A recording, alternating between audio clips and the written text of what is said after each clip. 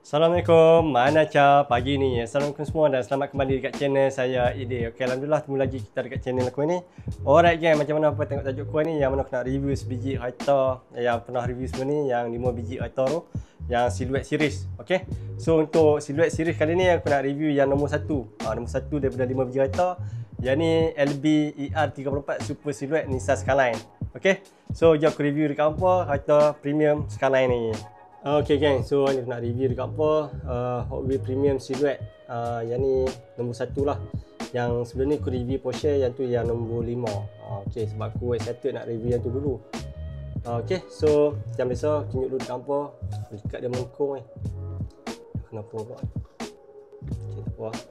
Okay, so yang ni nombor 1, nombor 2, 3, 4, 5. Okay.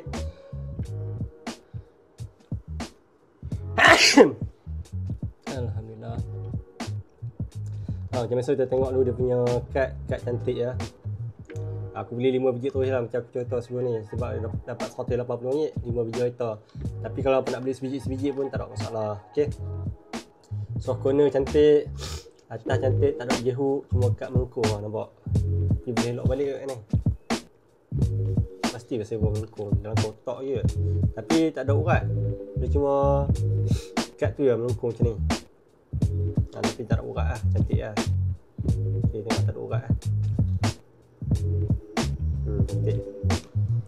Okay, dia punya gambar macam ni, Silhouette series, kau kaca, metal-metal dengan tayar getah. Ini lawa tayar dah. Kita tengok dia punya livery pula. Yang ni Liberty Walk. Sport rim dia 5 batang kali hitam mati. Lepas tu dia punya stiker ataupun livery dia cantik. Ada Liqui Moly, LB Work, tulisan detail depan, lampu semua cantik lah. Complete. Bonnet. Dekat spoiler dia Liberty Walk. Spoiler besi ya. Sebab dia cantum dengan body. Detail belakang cantik. Yang ni first Haita Skyline R34 yang aku ada.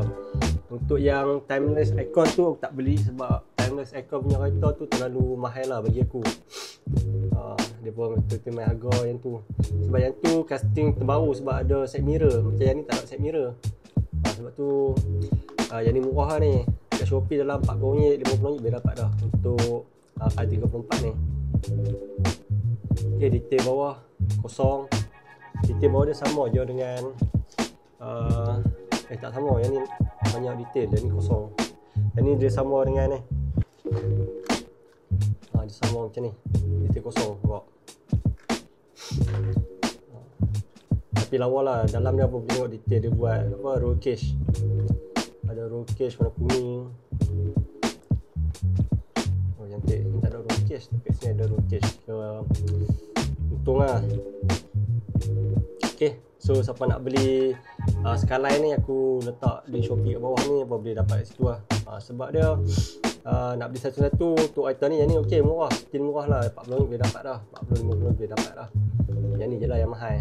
Ok, so kalau ada benda nak tanya boleh komen kat bawah. Jumpa lagi dekat next video aku yang akan datang. Jangan lupa subscribe, komen, like dan share. Ok, so untuk Haita ni memang aku tak cracker lah. Aku akan kadit dan gantung dekat dinding rumah aku.